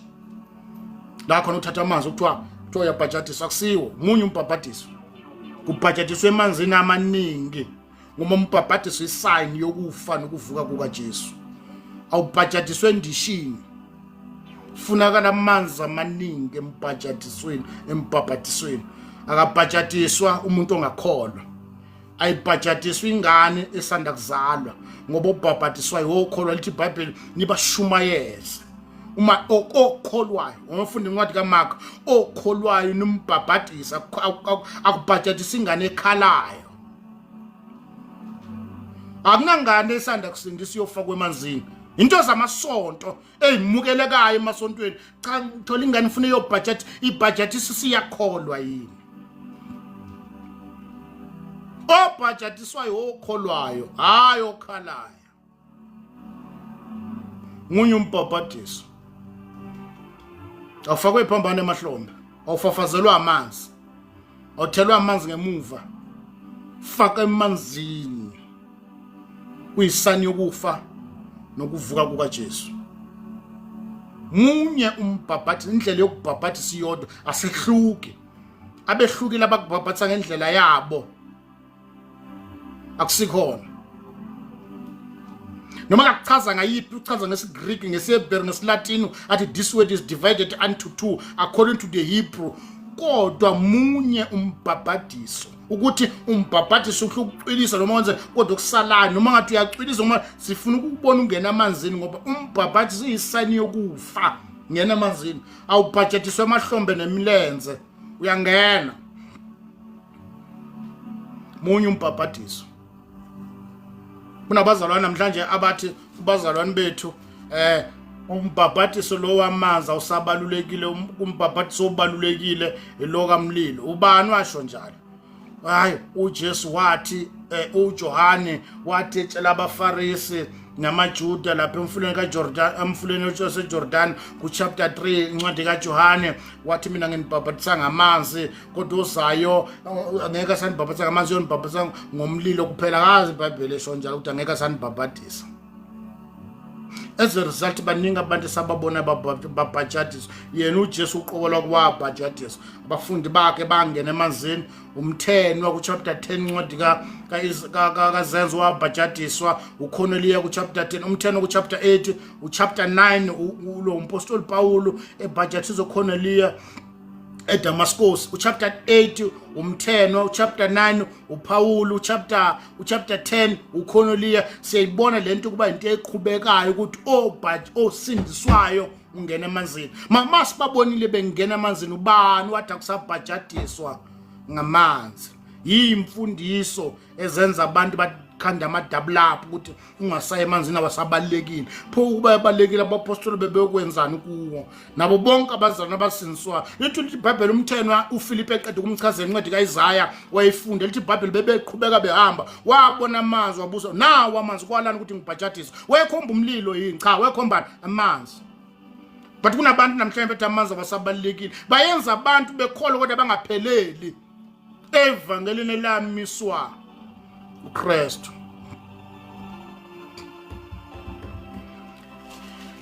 Munye umbhabhadiso, bhajatiswa indlela yodwa la. Verse number 6 uthi munye uNkulunkulu munye. Ngibona namhlanje bathi oshembo woNkulunkulu kodwa munye uNkulunkulu. Uyena yedwa futhi kulo uNkulunkulu awukwazi ukuya kuye uma uJesu angasiyena okuyisa kuleyo ndawo. Ithi iBhayibheli indlela eya kulo uNkulunkulu uJesu. Wayenza idisclaimer uJesu ku chapter 14 wathi akekho oya kulo uNkulunkulu uma engayanga ngami. Yimina oyisa abantu lapha kulo uNkulunkulu. Munyeke lo uNkulunkulu. Wathi uJesu ke akekho ongaya kuye uma ngayanga ngami. Okusho ukuthi uma kukhona uNkulunkulu okhona okungayiwa kuye ngoJesu akasiyena uNkulunkulu. Le platform yabantwana bakaNkulunkulu abasindisiwe. Mawukhona olanga kholwa sathemba ungenele ukuzofunda hayi ukuphikisana. Siyacela siphumene ingane kwanene eyifundiswayo kulesizukulwane sanamhlanje for udumo nokuthandwa yizwe abantu babheke wena. Entertainer nezinto ezomsangano zakulesi sikhathi. So that abantu banconywe kuba abantu abathandwayo kodwa babhekisa ibandla likaNkulunkulu eweni because they are preaching the gospel ezosutha bona elizobayenza bona baphila indlela abathanda ngayo kodwa the end of the day abantu ababashumela ngeke bambone uNkulunkulu. Lokho sifuna ukumemezela ebusuku futhi encourage nabantu abasindiswayo ukuthi ungakholwa ngendlela yakho. Uma uyimisela umbone uJesu funa intando yakhe. Funa intando yakhe yeka leli ivangeli elilula elithi uma ukholwa yilona kodwa lingahlukanisi nalutho. Uthi ukholwa usindisiwe kodwa uqhubeka ukhiqiza izingane. Uthi ukholwa usindisiwe uqhubeka utshontshana namathishu emsebenzini, utshontshana namapilisi, utshontshana nezikhaftini zomadam emsebenzini, amathepa we agcwele emzini wakhe uthengana nelodwa uyaqoqa othayela leli ivangeli likwenza ungahlukani nalutho. Livula intuba eningi empilweni yakho ungabi protected ngoba awukwazi ukubiyeleka isithe singabi namandla phezulu kwempilo yakho ekubeni kunezinto zesithe sempilweni yakho. That's why iningi labazalwane bethu bayagula bahlaselwa izifo. We are not protected ngoba asikwazi ukuba protected ekubeni sigodla izinto zobumnyama phakathi kwethu bese sithi usathana ngafiki. Lezi zinto zobumnyama esiphila nazo izona eziyisatellite, izona eziyimagnet ukudonsa izinto zobumnyama noma izifo kwahluleka nakani kusidonsela la ngoba asikho ebungcweleni. Iholiness iyodwa ikubiyele intweni eziningi indlula ukukhuluma nezilimi nemaculo nokunikela. Ukuphila ubungcwele kuyamdlula umuntu ophila onikela ngama-million njalo ngesonto. Iholiness iyodwa iyokuvikela intweni eziningi. Le platform abantwana bakaNkulunkulu abasindisiwe egameni likaJesu. Mawukhona ulangakholwa sathemba ungenela ukuzofunda. Hayi kuphikisana zola ngakhona ukuzophikisana sizoxoxa. Njengebandla njengomzimba. Lokho sikusho ngani zakho ningenani isixoxe ningafishana bese siyaphumula.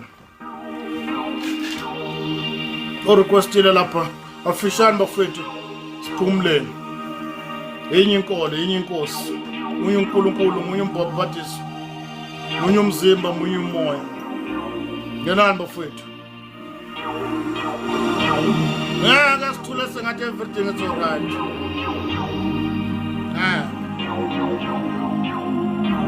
Sanibona.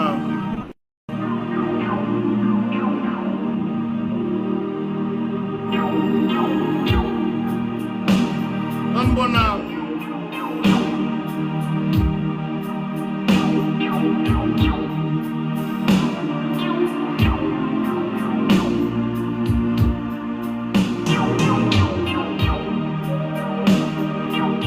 Singadlala lo mdlalo kodwa umhla uphela uyafika. Ncwadi kaMalaki lithi iBhayibheli yeza usuku. La khona labangamaphikankani boshaba baphela njengamabibi. Ake siqhubeka ukuphila leli vangeli lingashintshi umuntu. Elingana impact empilweni zabantwana bakaNkulunkulu abasiniswa ngeindebe zomlomo hambe emakhaya khona abafazi bakhona bayadelela kwala noma iBhayibheli ichazile ukuthi bafazi thobelana amadoda bayadelela ibona amakhosi phezulu kwemndeni yabo uyivangela libashintshana ngalutho ukusubmita kubo ama choice amadoda akhona wathanda amakhosi akhulumela ukudla kuthenga ukudla ekhaya bayabalisa kodwa ngapha bayakholwa ivangeli lingamshintshi umuntu ingane ithi iBhayibheli ingane ayithobela abazali zihlaza lezi ngane zithi sathi kuyohlala emission ukuthi zikwazi ukuyiphatha ngeke ivangeli ngana impact ngeke bafethu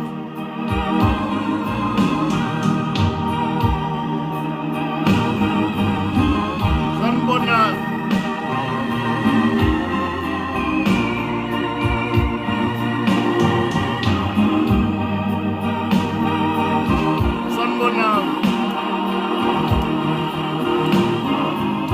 uNkulunkulu akasenzele umusa.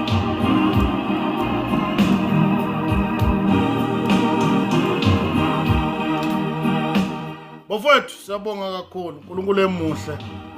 Mongeke umzalwane bafethu ake sivaleni kanjani. But angeke sikwazi ukuthula. Ngeke sikwazi ukuthula ngani zakwethu. ngeke leli vangeli liphelela ezandleni zethu. We decide to keep quiet so that sizoba nempatho, basiphathe kahle abazalwane, basinakekele, basinikeze imali bese sidayisa ngevangeli. We have decided to suffer for the gospel. Lithi iBhayibheli uchapter 11 incwadi yamaHebheru lithi iBhayibheli wathi sekhulile uMose wala ukubizwa ukuthi uyindodana yendodakazi kaFaro. Lithi iBhayibheli kunaloko wakhetha ukuphathwa kabi nabantu bakaNkulunkulu kunokuthi athokoze esonweni kwesikhashana. Lithi iBhayibheli ngoba wayebheka umvuzo walishiya iGibhithe engalisabi usulwa kale nkosi. Uma esekhulile, mase ukhulile ayibekezeleleki ingane kwanza amasonto. Kunezinto empilweni yakho ethi mazenzeka uchunuka phakathi, but I cannot keep on pretending as if like everything's okay, but lento le akusiyona.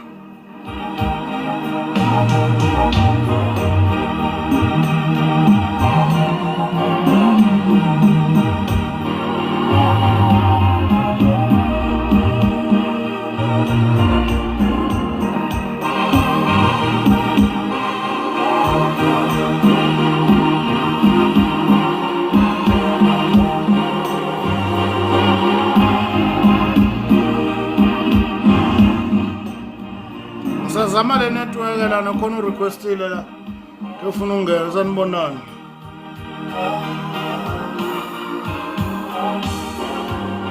Lokho sikushoya bafethu ebusuku, lokho sikushoya nganza kwethu. uNkulunkulu akasenzele umusa.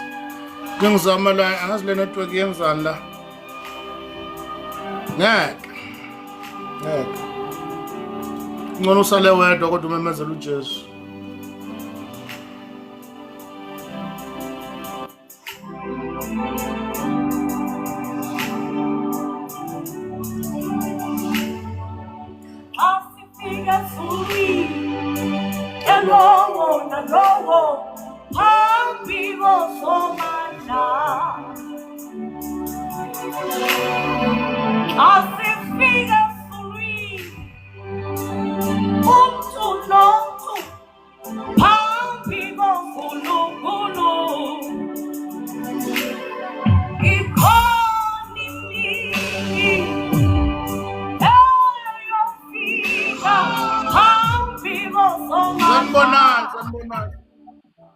Uyaphila sanibonani. Haleluya. Sawubona Mangethe, njani mkhulu? Saphila kanjani nini? Ngiyaphila. Bengiloku ngithi wathula ke. Nangithi papa ngiyakubona ukuthi hayi sowuvelile.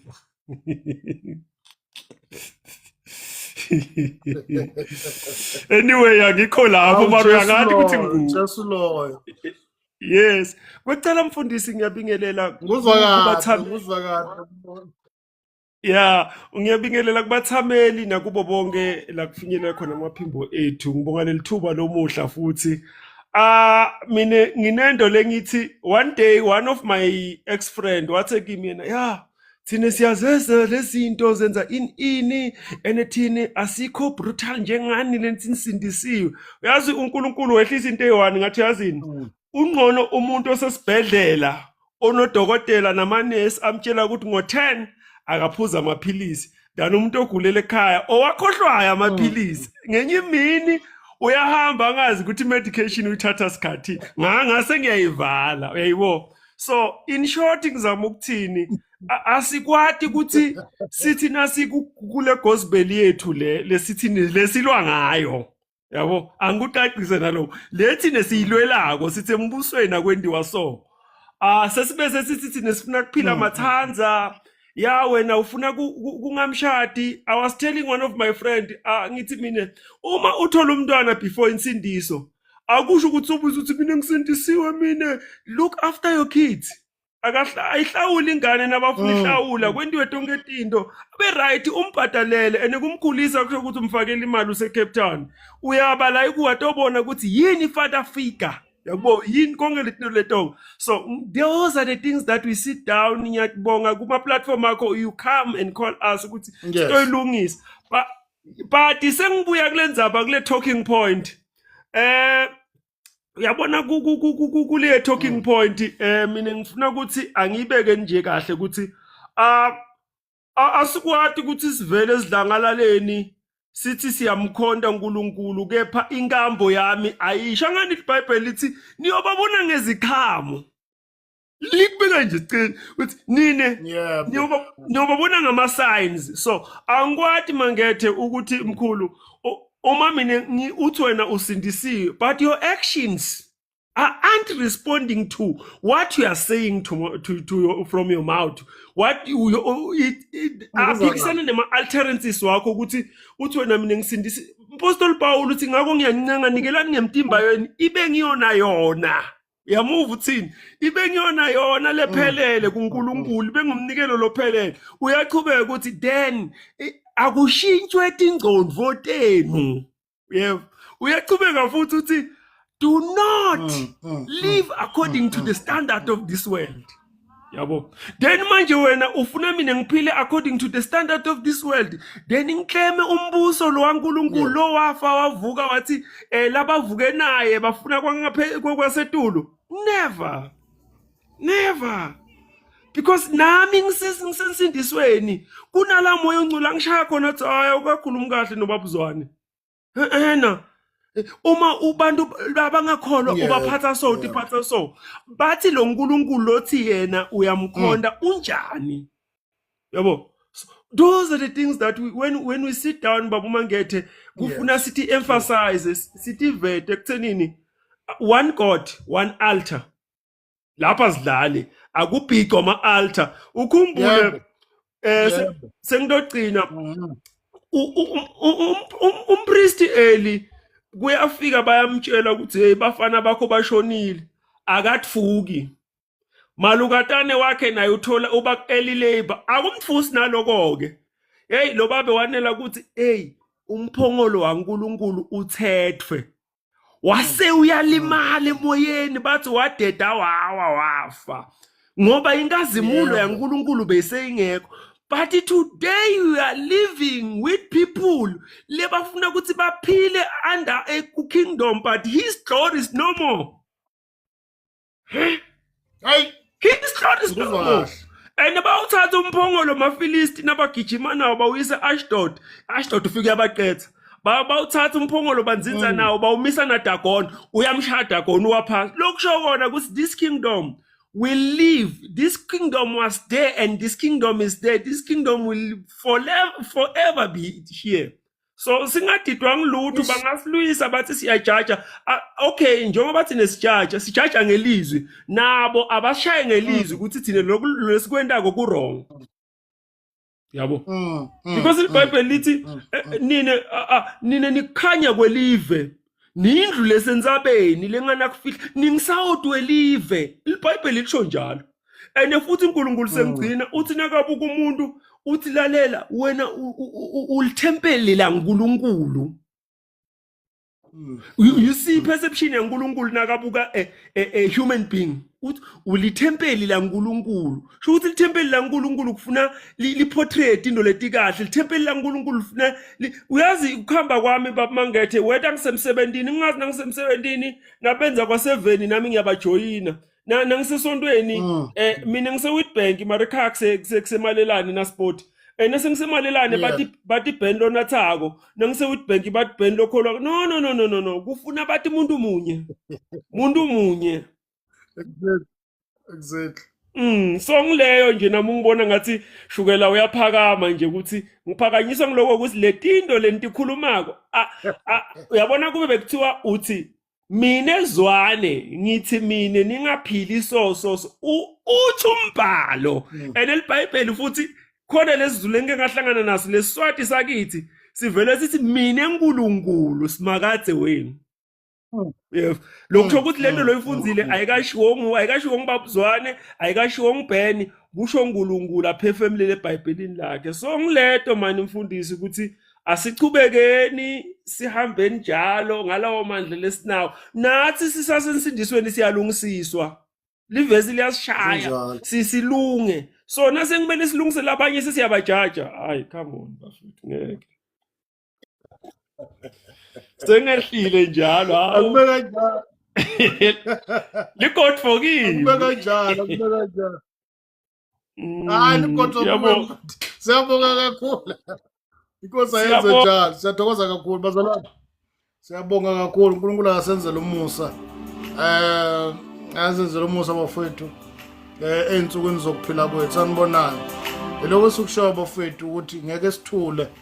Ngamana ukuvale kompompi. Ngamana kwenziwa konke kwenzakalayo but we will not keep quiet. Uma khona urequestile bafethu bhala lapha phansi ukuthi urequestile sikwazi uku-accept akafishane bafethu. Sisaloku salindele kunento esifuna ukuyibuza labo bafethu concerning indaba ye-conference. Ake sisho kanjalo indaba concerning indaba ye-conference ngoba sasinento ethi sifuna ukuyohlangana eGoli ngo-March lo March lo ozayo. So ke into esesinalo bese sifuna ukuzwa kubazalwane number 1 ukuthi abazalwane basuggesta ukuthi kube insuku engakhe noma usuku olodwa kuyiSaturday noma insuku embili Friday and Saturday noma insuku ezintathu sithi Friday Saturday sihlukana Sunday. Yabo umbuzo oqala lo bese ukuthi osibili sizuke sabuka ukuthi sibonisana lokho but sifuna ukudayisa umbono nakini kule sibuka ukuthi uGudu wakulonyaka uzoba nge-3 I think 3 April if I'm not mistaken. Yes lapho nje. So sibuka ukuthi nibona ku right yini ukuthi singawenza yini ulukuzana siqhubeke ne conference kulezi nge-15 zika March ekubeni I think after 2 weeks ku Good Friday sazi ukuthi kunama contribution nani. So sifuna ukubuza lo mbuzo emjalo bafowethu ukuthi siyaqhubeka yini sifuna ukuzwa from nina insuku nisuggest ukuzibengaki ama date 15 zika March zi right yini noma sindlula ukundlula uGudu inkonzo siyiletha ngokulandelayo ngeke kuba khona ukucindezeleka yini eindabeni zemali siyazi ukuthi abanye bazoba betravel basuka endaweni zasekudeni. So siyahlala phansi sixoxa sibheke eGoli nganza kwethu. So sifuna ukubuza lo bafethu comment lapha phansi ukuthi nikubona ku right ucabanga ukuthi azibengaki izinsuku for Good Friday xa kumini for inkonzo lesi suggest bese eGoli. Number 2 nikubona ku right insenza nge-15 March and then after lapho kanti kuzolandela uGudu siyazi kunama contribution from emabandleni bazalwana abakhonza kuwona. So sifuna ukucheka lezi zinto enjalo bafethu. Ake sibonisane nibhala lapha phansi ukuthi uthini wena. Siqedile nganza ukuthi siqedile.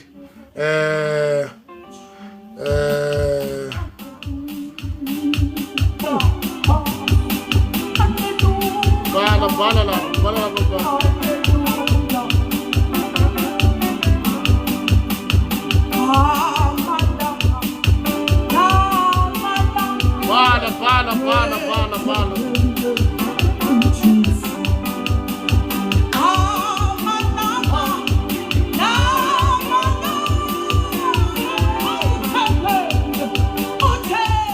Na umbono oqala uthi after Good Friday kungaba ngcono. Khulumani bafethu khulumani sivaleni sesiqedile nganza wethu. Umbono oqala na ukuthi kungaba ngcono uma singahlangana after uGudu. Khulumani bafethu khulumani long time man of God. I'd love to attend the conference because I know Good Friday won't make it. Seconded na abazalwane basuggest after Gudu.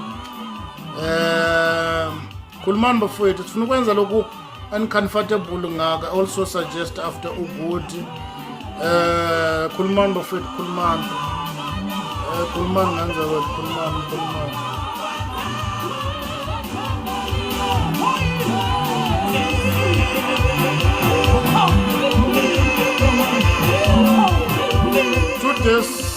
Two days after Good Friday. Shothi abazalwane abaningi bathi inkonzo ibe khona after Good Friday. Kushonini bafethu kungaba ngathi ujikethini Friday and Saturday Sunday sibuyele emakhaya after Good Friday. Seconded good after Good Friday. Shothi sonke abazalwane 2 days after Good Friday. Shothi Friday and Saturday. Shothi Sunday siyabuyela emakhaya. Shonini bafethu shonini. Shothi insuku sithi 2 shothi sikonze weekend yonke. So fika ngoLosihlanu siyakhonza ntambama mhlawumbe sofika late, abanye bazojoyina ebusuku, abanye bazojoyina ekuseni, and then sikhonza nangomgqibelo. Mhlawumbe abanye sokwazi ukhonza na Sunday, abanye bazobe bebuyele emakhaya. Khulumani bafethu, sikhulumani. Ngicabanga ukuthi injalo njengoba sixoxa, ngicabanga ukuthi akusekho okunye nganza wethu, ngoba yinina nisho lokho. Kuhle ukuthi imali ukhona udaba silibuyisele kunina bese sibonisaneni ukuthi naku lokho esinako thina ukuthi sifisa ukuthi kube kanje, ngoba the end of the day inkonzo suka siyenzela thina. So suggest ukuthi ungcona ke sihlanganeni sibhekene egoli kulokho. Fahlaleni phansi ke sixoxa sibonisaneni njengabazazi ziningi izinto esoba sizikhuluma sixoxa ngazo. Into ngicabanga into esidinga egoli bafuna sidinga itende. Khona umzalwane uzosinikela ngesound system sidinga itende. Sidinga konke nje sikudinga indaba zokudla nani, but sizon update bafethu. Ngoba isikhathi ngoba nisho nje after ugood sokwenza njalo. Man of God, where will it be? Sizoba sise eValley, sizoba segole eValley, but wa confirm amadate nganza kwethu asiphumuleni. Egameni likaJesu singanthanda ngothando luka love. uNkulunkulu umsanigcine anilonde ensukwini zokuphila kwenu. Sibonga kakhulu bafethu imthandazo yenu, contribution, everything inina nenza lenkonzo ibe impumelelo. Mhlambe kube anikho nina ngaba sikho la sikhona sokuthatha kancane ukuthi ukukhuluma okwenu ukucontribute ngoba nenze kusuka enhlizweni zethu, enhlizweni zenu njengoba kwenza kwenu imkhulekweni. Above everything esikudinga kakhulu imthandazo. Nisikhulekisa nganza kwethu ukuthi simele ivangeli ngesibindi. Siyabonga kakhulu, siyabonga nje kakhulu ngokuphinda phindela. uNkulunkulu umusa nigcine anilonde, asihlanganeni indaba ngomgqibela ngemba futhi niyayazi kuyenzeka sibe khona, kwenzeka singabibikho, kodwa ngizoyiposta lo life wethu namhlanje ku YouTube. Abangazi bazalwane baye lapha ku YouTube, futhi ubhala JK1 ku YouTube uzoyithola intshumayelo zikhona. Siyabonga bazalwane, ningaphezi ukusithandazela imnyama yalwa iyolokoza kubuya uJesu. Ufithu nilaleni kahle. uNkulunkulu umsanibusisa. Babotho ongcwele isenkosi ethu uJesu. Siyakubonga baba ebusuku ukuthi uNkulunkulu wena wedwa ufanele ukutuswa nokukhonzwa. uNkulunkulu ethu ongcwele siyabonga nali bandla lakho nabo abantwana bakho elabo ayithengela bona ngelakho igazi. uNkulunkulu ethu ongcwele wadabula amazulu weze emhlabeni wafa endaweni yethu. Sazolala baba siyathandaza. Siyacela usibiyela uNkulunkulu ethu ongcwele ukulala kwethu. Sibelwa uwe ngaphusheni embonweni nasephimbini lomubi usathana enkaneni ezendleleni zethu. Father, we pray abantwana babethu ongcwele babantwana bakho abahamba ngeimoto ebayikolweni, abanye bayasebenza. Protect them.